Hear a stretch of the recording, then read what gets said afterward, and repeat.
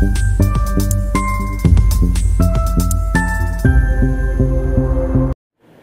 Friends, আশা করি তোমরা ভালো আছো। আমার লাস্ট দুটো ভিডিওতে তোমাদের টাকি ভ্রমণ আর টাকির হোটেল দেখিয়েছিলাম। এই ভিডিওতে তোমাদের টাকির ইতিহাস সম্বন্ধে বলবো। টাকির অন্যতম দর্শনীয় স্থান হলো ওখানকার বিভিন্ন মন্দির। ওখানকার ইতিহাস ও ভীষণ রোমাঞ্চক। তো চলো তাহলে দেখা যাক মন্দিরগুলো আর জানা যাক টাকির ইতিহাস। অনেকে টাকি সকালে গিয়ে বিকেলে ফিরে যায়, কিন্তু রাতের বেলা এখানকার মন্দিরগুলো দেখবার মতন। তো পুরো ভিডিওটা দেখলে তোমরা বুঝতেই পারবে কেন বলছি। আর যদি সম্ভব হয় টাকি গেলে একটা দিন থেকে রাতে তো দেখো, কথা বলতে বলতে আমরা দুর্গা দালানে পৌঁছে গেলাম। আর এখানে যাওয়ার জন্য 10 টাকা টিকিট মাথা পিছু লাগে।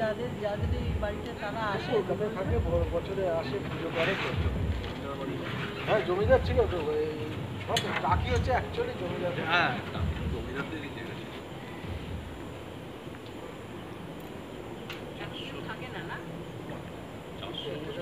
টাকিতে প্রচুর জমিদার থাকতো, তাদের মধ্যে ঘোষ পরিবারও ছিল। তারাই এই দুর্গা দালানটা বানিয়েছিল। আর এখন আর কেউ থাকে না, তবে প্রতি বছর ওনারা দুর্গাপূজাতে কলকাতা থেকে আসেন এবং পূজাও করেন। তো চলো এবার নেক্সট দেখতে চললাম ত্রিশক্তি মন্দির। আর এই মন্দিরটা সম্বন্ধে একটু বলে দিই। সোনা ঠাকুর বাবার ছেলে বানিয়েছিলেন এই মন্দিরটা। সোনা ঠাকুর বাবা হচ্ছে কুলেশ্বরী কালীবাড়িটা বানিয়েছিলেন, যেটার সম্বন্ধে একটু পরে তোমাদেরকে বলছি এবং দেখাবো। এটা একটা কালী মন্দির যেখানে মায়ের 3টে প্রতিমা আছে, তাই ত্রিশক্তি মন্দির বলা হয়। সোনা বাবা ঠাকুরের সমাধিও এই মন্দির প্রাঙ্গণে আছে। আর এটা হচ্ছে সেই মন্দিরটা। এক সাইডে ওনার সমাধি মন্দিরটা স্থাপিত করা হয়েছে, আর আরেক দিকে একটা শিব মন্দিরও আছে। তো দেখতেই পাচ্ছ এখানে 3টে মূর্তি দেখা যাচ্ছে, আর খুব সুন্দর একটা জায়গা। ওখান থেকে বেরিয়ে আমরা গেলাম কুলেশ্বরী মন্দির, কুলেশ্বরী কালীবাড়ি, যেটা হচ্ছে 400 বছর পুরনো। আর এই মন্দিরটা প্রতিষ্ঠা করেছিলেন টাকির জমিদাররা, কিন্তু যেহেতু ওনারা ব্রাহ্মণ ছিলেন না, তাই পূর্ব বাংলা থেকে মহেন্দ্র ব্রাহ্মণ এনে এই মন্দিরে পুজোর ভার দেওয়া হয়। তখনকার জমিদার যে ছিলেন, এক রাত উনি স্বপ্ন দেখলেন যে মাটির ঘট ভেসে যাচ্ছে নদীর মধ্যে। আর ঘুম থেকে যখন উঠে উনি নদীর পাড়ে যান, ওখানে সেই ঘটটাকে উনি দেখতে পান। তখন থেকেই মন্দিরের নাম হলো কুলেশ্বরী কালীবাড়ি, যেহেতু বাংলাতে ঘটকে কুলো বলা হয়। আর তখন থেকে বছরের পর বছর পুজো চলতে শুরু হয়। ভীষণই জাগ্রত এই মন্দির। কিছু মাস বন্ধ ছিল এই মন্দির, যেহেতু রেনোভেশনের কাজ চলছিল, বিভিন্ন জায়গায় ভেঙে গেছিলো, যেহেতু আমি বললাম 400 বছর পুরনো। আর এই বছর চড়কে আবার দর্শনার্থীদের জন্য খোলা হয়েছে। এখানে সেই মাটির ঘটে চাল ডাল দেওয়া হয়। ওখানে সাধু সন্ন্যাসীরা এসে ওই ঘটে রান্না করেন আর মাকে নিবেদন করেন, আর তারপর সেটাই প্রসাদ হিসেবে লোকজন নিয়ে যান তাদের বাড়ি। এই মন্দিরে আগে জন্তু জানোয়ারদের বলি দেওয়া হতো, কিন্তু এখন তো সেটা সম্ভব না, তাই বিভিন্ন পশুর আকৃতি বানিয়ে সেটার বলি দেওয়া হয়, যেটা তোমরা শুরুতেই দেখতে পেলে। তো এখানকার প্রসিদ্ধ উৎসব হচ্ছে গাজন, যেটা চৈত্র মাসে হয়।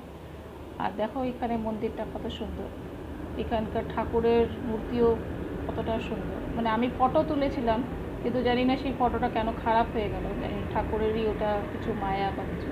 আর এখানে পুরোহিত মশাই পুজো করছে। তো আমরা তো যে জানোই, আমরা চড়কের সময়ই গেছিলাম, তাই পুজোটা একটু দেখতে পেলাম। আর এখানে একটা শিব মন্দির আছে, ছোট করে এখানে একটা শিবলিঙ্গ বসানো আছে।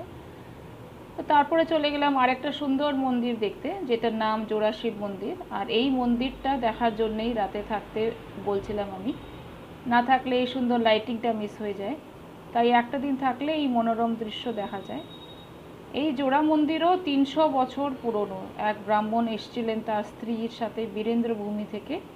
তখন তার যে জমিদার ছিলেন, উনি খুশি হয়ে ওনাকে এই জোড়া মন্দির এবং তার চারপাশের জমি উপহার হিসেবে ওনাকে দেন। এখানকার জাঁকজমক দেখবার মতন। এখানেও পশু বলি দেওয়া হতো এক সময়, কিন্তু এখন সেটা বন্ধ হয়ে গেছে। এখানেও মাটির ঘট নিবেদন করা হয় ঠাকুরকে। দেখো কি সুন্দর লাইটিং করে।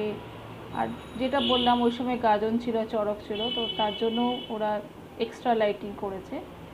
আর ওখানে যারা ক্লাবের যে মেম্বার্স বা ক্লাবের যে ছেলেগুলো থাকে, তারাও বেশ ওখানে আনন্দ করছে, খুব জোরে জোরে। এখানে ডান্স হচ্ছে।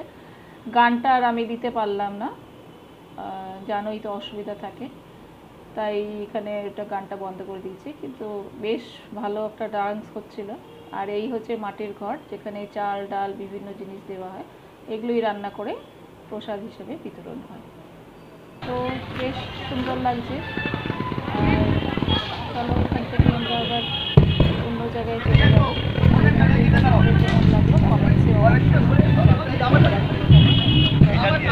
কুমিরের আকৃতি বানানো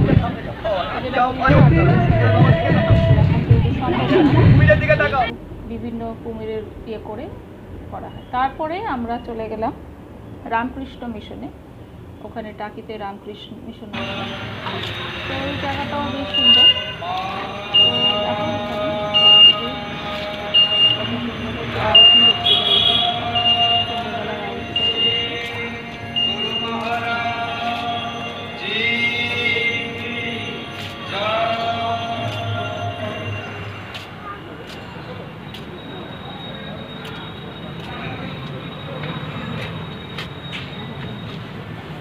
আরতিটা বিবেকানন্দ আছে, দেখ কৃষ্ণ আছে।